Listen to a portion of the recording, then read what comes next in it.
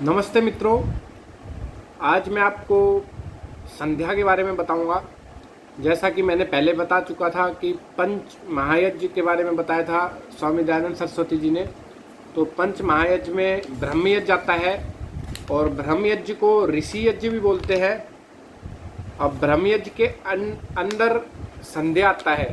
संध्या क्या है? जिसमें हम ध्यान लगाकर बैठते हैं, मंत्रों का उच्चारण करते हैं और ध्यान लगाकर बैठते हैं, ईश्वर की उपासना करते हैं, उसको संध्या बोलते हैं। अब इसमें ब्रह्म यज्ञ में और क्या क्या आता है? एक तो आता है संध्या। संध्या करना ये हमको सुबह शाम करनी चाहिए। तो जब सूर्य निकलता है और जब सूर्य ढलता है, तो 2 टाइम के लिए बताइए, तब हमको संध्या करनी चाहिए। इसमें सामान्यतः समय लगभग किसी को 20 मिनट लगते हैं, किसी को आधा घंटा लगता है, तो अपने हिसाब से करनी चाहिए। उसके बाद ब्रह्म यज्ञ में संध्या के अलावा वेदों का पढ़ना और पढ़ाना भी आता है और योगाभ्यास भी करना आता है। योगाभ्यास भी ब्रह्म यज्ञ के अंदर आता है। योग एक बहुत ही सूक्ष्म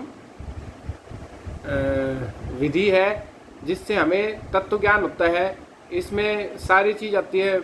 योग में पहले ही बता चुका था, यम नियम, प्राणायाम, प्रत्याहार, आसन, ध्यान, धारणा, समाधि, ये सब आता है इसमें। अष्टांग योग जिसको बोलते हैं। तो जो हम नॉर्मल आसन करते हैं उनको हम योगासन बोलते हैं और वो व्यायाम के आसन होते हैं। लेकिन जो योग होता है एक्चुअल वो अष्टांग योग है। और अब संध्या में हम तीनों शरीर का ध्यान दिया जाता है।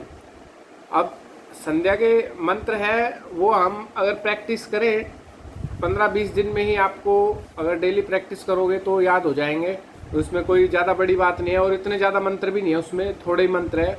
तो अब इसमें तीनों शरीर के बारे में इसका विकास होता है इससे, संध्या करने से।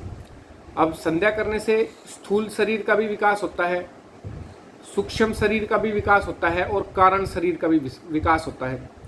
जैसा कि मैंने ये सब शरीरों के बारे में, सूक्ष्म शरीर क्या होता है जैसे हाथ पैर हो गए, स्थूल शरीर क्या होता है जिसमें हाथ पैर हो गए, और सूक्ष्म शरीर क्या आता है जिसमें मन आ गया, इंद्रिया आ गई और बुद्धि आ गई, ये सूक्ष्म शरीर में आ गई। फिर एक होता है कारण शरीर। कारण शरीर में क्या होता है? जो सूक्ष्म शरीर और स्थूल शरीर का छोटा सा पार्ट होता है, बीज रूप, उसको कारण शरीर बोलते हैं। इसी में ही आनंद की अनुभूति होती है और आनंद में कोष इसी में होता है। इसी में ही आत्मा को आनंद की अनुभूति होती है। तो इन तीनों शरीरों का विकास होता है। तो जो स्थूल शरीर का विकास होता है उसमें क्या क्या आते हैं? संध्या के मंत्र स्टार्टिंग से बता रहा हूँ मैं। एक तरीके से होती है संध्या। इसमें सबसे पहला जो आता है स्थूल शरीर का विकास करने के लिए संध्या में जो भी चीज़ है वो, तो सबसे पहले जब संध्या लगाने बैठते हैं हम, तो सबसे पहले हमें ध्यान लगाना चाहिए गायत्री मंत्र से और सारी इधर उधर की चीज़ों को भूल जाना चाहिए, केवल ईश्वर के बारे में सोचना चाहिए और अपने मन को एकाग्र करना चाहिए और शांत करना चाहिए संध्या लगाने से पहले। तो इसमें हम मंत्रों का सहारा ले सकते हैं, ओम का जप कर सकते हैं और दूसरे मंत्रों का भी, जैसे विश्वानि देव सवितुर्धुरतानि परासुवै यद भद्रम तन्नासुवै, ये मंत्र भी बोल सकते हैं। और ओम त्र्यंबकम यजामहे सुगंधिम पुष्टिवर्धनम उर्वारुकमे बंधनान मृत्युर्मोक्षेमामृतात्, ये सब मंत्र भी बोल सकते हैं। तो थोड़ा संध्या से पहले कंसंट्रेट करने के लिए हम थोड़ा ये चीज़ें कर सकते हैं और इसमें हम सारी दूसरी चीज़ें भूल जाएं। जी, सजीव और निर्जीव चीज़ों से जो जो चीज़ें हो रही है उसको भूल जाए थोड़े टाइम के लिए और केवल ईश्वर के बारे में सोचें। तो इसके बाद स्टेप आता है दूसरा, शिखा बंधन। शिखा बंधन में यही है कि इसमें पहले के टाइम पे आर्य लोग, श्रेष्ठ लोग चोटी रखते थे, उसको शिखा बोलते हैं। तो बाल इधर उधर ना जाए उसके लिए वो शिखा को बांध लेते थे। तो संध्या लगाने से पहले शिखा को बांधते थे। इससे एक फ़ायदा तो ये था कि जो बिखरे हुए बाल थे वो फैलते नहीं थे इधर उधर। दूसरा, शिखा बंधन का मतलब ये भी होता है कि एक संकल्प बल मिलता है आदमी को, तो उससे एक संकल्प आता है। संकल्प आने के बाद उसका और ध्यान लगता है। तीसरा, फिर यहाँ पे चक्र भी होते हैं जो और इसको बुद्धि को एकाग्र करते हैं, मन को एकाग्र करने में सहायता करते हैं। फिर इसके बाद जब हमने गायत्री मंत्र का जप कर लिया, उसके बाद हमने शिखा बंधन की, चोटी को बांध लिया। उसके बाद हम परम शांति की प्राप्ति के लिए हम फिर मंत्र बोलते हैं, ओम शन्नो देवी रविष्टय आपो भवन्तु पीतये शय्योरभिस्रवन्तु नः। इससे हम शांति की कामना करते हैं भगवान से कि भगवान हमारे इंद्रियों को, मन को शांति दे, शांत करे। और इसके मंत्रों के जो भी है अच्छे से इनके अर्थ वगैरह वो सब आपको दूसरी वीडियो और बनाऊंगा मैं संध्या में, हमारे विद्वान वेदपाल शास्त्री जी के साथ बनाऊंगा मैं। और इसके बाद अंग स्पर्श होता है। तो सबसे पहले गायत्री मंत्र, फिर शिखा बंधन, फिर उसके बाद ये शांति के लिए फिर शन्नो देवी मंत्र गाते हैं। उसके बाद अंग स्पर्श करते हैं। अंग स्पर्श मतलब जैसे आँखों पर प्राण, नाकों पर, कान में, कंठ में, हृदय में, नाभि पर और पैरों पर हम पानी लेते हैं लेफ्ट हैंड में और 2 उंगलियों से उनको स्पर्श करते हैं। अब इसका मतलब जल जो लगाते हैं हम, उसका मतलब होता है शीतलता। जल का मतलब शीतलता से मतलब है। तो इसका मतलब ये है कि हम अपनी इंद्रियों को शांत करें संध्या लगाने से पहले, और इससे ही स्थूल शरीर का वो होएगा, विकास होएगा, स्थूल शरीर का डेवलपमेंट होगी। और हमारी इंद्रिया स्पर्श करते टाइम भगवान से प्रार्थना करें कि हमारी इंद्रिया 100 वर्षों तक कार्य करे। और दूसरा, हमारी इंद्रियों में कितनी शक्ति बची हुई है, हम ये भी उसका मतलब एक आत्मनिरीक्षण करें कि हमारे इंद्रिया कितनी काम करते हैं, हमने हमारा एनर्जी को कितना बचाए हुए रखा है। उसके बाद मार्जन मंत्र होते हैं। मार्जन मंत्र में भी हम स्पर्श करते हैं आँखों पर, सिर पर और कंठ में, हृदय में, नाभि पर। और उससे फिर यही मार्जन का मतलब होता है मांझ देना। तो दुर्वचनों को दूर करना, मांझना मतलब धो डालना।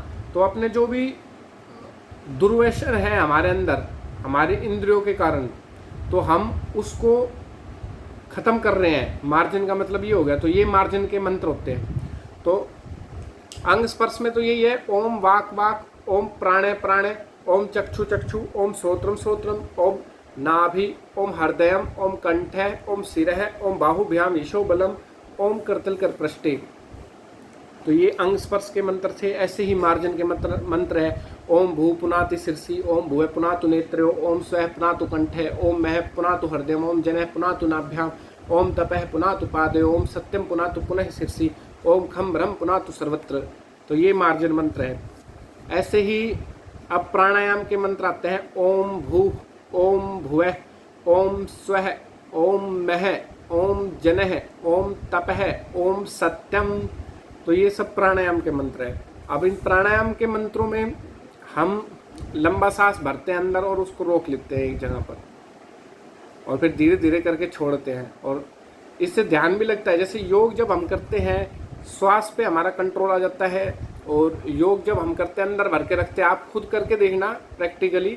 आप 2 मिनट के लिए, 2 मिनट तो खैर बहुत ज़्यादा हो गया, एक आधे मिनट के लिए या 1 मिनट के लिए सांस भर के रखोगे आप अपने अंदर, तो उसमें देखना उस टाइम इधर उधर की बातें बिल्कुल नहीं आएगी दिमाग में, और केवल उसमें ईश्वर का ही ध्यान आएगा। तो ईश्वर का ध्यान करने के लिए योग जरूरी है। ये मैंने आपको प्रैक्टिकल तरीका बताया, एक बार जरूर कर देखें इसको। तो ऐसे करके प्राणायाम करें। प्राणायाम हम 3 बार से 21 बार तक कर सकते हैं। ये प्राणायाम मंत्र है, इसमें सभी मंत्रों के साथ प्राणायाम कर सकते हो। बाकी और डिटेल इसकी मैं अच्छे से बताऊंगा बाद में। तो ये था स्थूल शरीर को लेकर ये सारी चीज़ें। अब आ गई सूक्ष्म शरीर को लेकर। अब प्राणायाम का फायदा ये भी है, इसमें अशुद्धि का नाश और ज्ञान का प्रकाश होता है, और मन और इंद्रियों पर कंट्रोल आ जाता है। तो ये सब चीज़ें हैं इसमें। और जैसे अंग स्पर्श और मार्जन मैंने बताया, उससे एक फायदा और है, उससे चित्त को शांति मिलती है और आलस्य दूर होता है। और आचमन भी करते हैं हम शन्नो देवी मंत्र से 3 बार पानी को, जल को पीते भी है, आचमन करते हैं, तो उससे गला भी साफ हो जाता है। तो ये सब थे स्थूल शरीर को लेकर चीज़ें जो संध्या से रिलेटेड रहती हैं। अब सूक्ष्म शरीर में से रिलेटेड मंत्र आते हैं अगमर्षण मंत्र। अगमर्षण मंत्र, अगमर्षण मंत्र में क्या है, हम यही कहते हैं कि भाई हे परमात्मा, आपने इतने अच्छी अच्छी चीज़ें, सूर्य चंद्र तारे ये सब बनाए हैं, इनके सामने हम क्या है। तो इसमें क्या है, अगमर्षण मंत्र से हमारा अभिमान है वो चूर चूर हो जाता है। जब ईश्वर ने इतनी बड़ी बड़ी चीज़ें बना दी, ऐसी ऐसी चीज़ें बना दी, तो हम तो क्या चीज़ है, हमें तो कोई वो नहीं है ताकत इतनी, हमें तो बिल्कुल थोड़ी सी ताकत है, हम तो अल्पज्ञ है, ईश्वर सर्वज्ञ है। तो हम जो घमंड करते हैं वो किस लिए करते हैं, जब ईश्वर ही घमंड नहीं करता अपनी बनाई हुई चीज़ों पे, तो हमको भी घमंड नहीं करना चाहिए। तो ये सारी चीज़ें हैं। इसमें फिर सृष्टि की उत्पत्ति और प्रलय का भी उल्लेख है कि कैसे सृष्टि की उत्पत्ति होती है, कैसे प्रलय करता है ईश्वर। तो इससे फिर पापों का प्रक्षालन होता है, जो हमारे मन में पाप रहते हैं वो धीरे धीरे दूर होते हैं इन मंत्रों से। उसके बाद मनसा परिक्रमा होती है। अब मनसा परिक्रमा में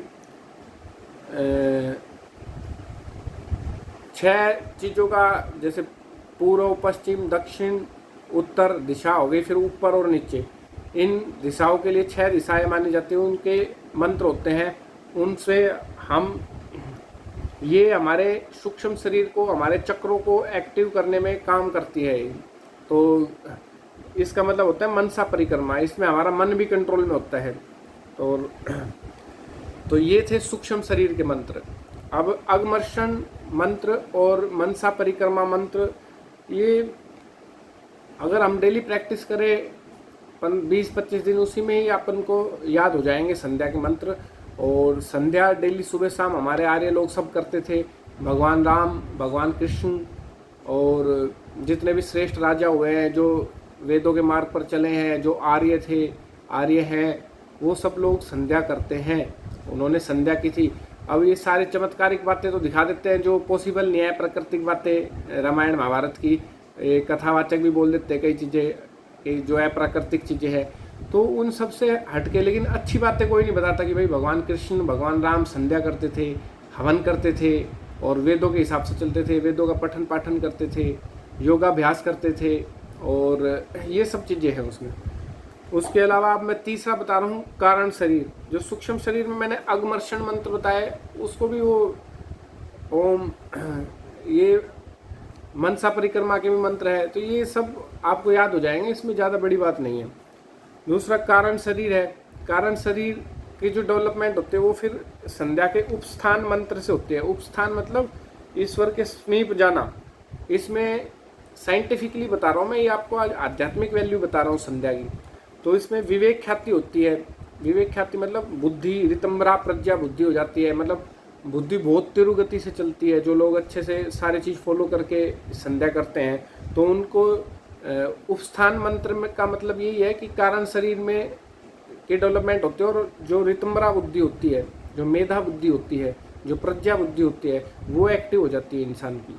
उसके बाद फिर गुरु मंत्र आता है। गुरु मंत्र वही गायत्री मंत्र अपना, ओम भूर्भुवः स्वः तत्सवितुर्वरेण्यम भर्गो देवस्य धीमहि धियो यो न प्रचोदयात्। उसका एक एक मंत्र का मैंने बता चुका, मेरी वीडियो देखेंगे आप पुरानी, गायत्री महिमा की, गायत्री महिमा के नाम से डाली हुई है मैंने, 2 वीडियो है, काफ़ी अच्छी वीडियो है, आप देखना जरूर। और फिर गायत्री मंत्र के बाद समर्पण मंत्र है। हम समर्पण कर देते हैं ईश्वर के साथ सामने कि हे ईश्वर दयानिधे भवत्कृपानेन जपोपासनादि कर्मणा धर्मार्थ काम मोक्षाणाम सद्य सिद्धिर्भवेन। हे भगवान, हम सब कुछ, हे दयानिधे, हम सब कुछ आपको अर्पण करते हैं, और आप हमको अच्छे मार्ग से, धर्म के मार्ग से हमारे काम काम को पूरा हो, और तो धर्म के मार्ग पर चलकर हम धन कमाए, अर्थ हो गया उसका मतलब। फिर उस अर्थ के मार्ग पर धन कमाने के बाद हम अच्छे अच्छे काम करें, हमारे इच्छा को, जो अच्छी इच्छाएं हैं उनको पूरा करें। तो ये हो गया काम। और फिर हम ये सब करते हुए, निष्काम करते हुए, पुण्य कर्म करते हुए, पुरुषार्थ करते हुए मोक्ष की तरफ जाए।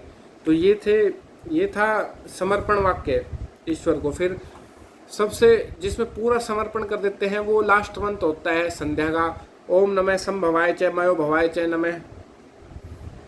शंकराय च महेश्वराय च नमः शिवाय च शिवतराय च। इसका मतलब यही है कि हम नमस्कार पूर्वक ईश्वर के प्रति श्रद्धा और कृतज्ञता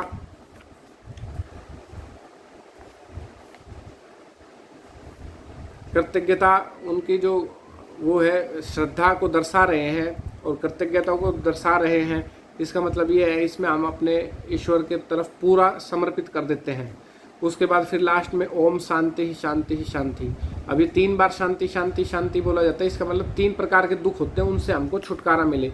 जैसे कि मैंने पहले बताया था 3 प्रकार के दुख होते हैं, आदि दैविक, आदि भौतिक और आध्यात्मिक। आध्यात्मिक तो अपना खुद का दुख होता है, अपनी खुद की नॉलेज की कमी के कारण जो दुख होते हैं उनको आध्यात्मिक दुख बोलते हैं। आदि दैविक जो से भूकंप आ गई, बाढ़ आ गया दैवी शक्ति के कारण, और आदि भौतिक मतलब दूसरे लोगों से जो हमें दुख मिलते हैं। तो इन तीनों प्रकार के दुखों से हमको छुटकारा मिले। जो खुद से दुख मिलता है हमको अपनी आध्यात्मिक नॉलेज की कमी के कारण, वो दुख सबसे ज़्यादा होता है, 80% होता है वो लगभग। बाकी के दुख कम होते हैं जो दूसरे लोगों से मिलते हैं और दैविक शक्तियों से मिलते हैं। तो इसलिए स्वाध्याय करना चाहिए। और ये संध्या थी, इसमें मैंने मोटा मोटा आपको आध्यात्मिक इसकी नॉलेज के लिए बता दिया है। अब आप कोई भी पुस्तक ले सकते हो, ये काफ़ी पुस्तकें हैं इसकी अवेलेबल है वैदिकबुक्स.com पे और वेदऋषि.com पे, और कई विक्रेता मिल जाएंगे। संध्या और हवन की बुक आती है पतली सी छोटी सी, जैसे कि मैं छोटी सी पतली सी बुक आती है, तो आप लोग संध्या और हवन के मंत्र आराम से याद कर सकते हैं और घर पर ही संध्या और हवन कर सकते हैं। हवन करने में भी, दैनिक यज्ञ करने में भी ज़्यादा समय नहीं लगता, लगभग 40 मिनट या 45 मिनट लगते हैं। 40 मिनट सुबह लगते हैं। तो सभी लोग फिर से शुरू करें और इस देश को आर्यवर्त बनाएं। आप सभी का वीडियो देखने के लिए बहुत बहुत धन्यवाद। अच्छी वीडियो और देखने के लिए लाइक और सब्सक्राइब करें चैनल को। धन्यवाद।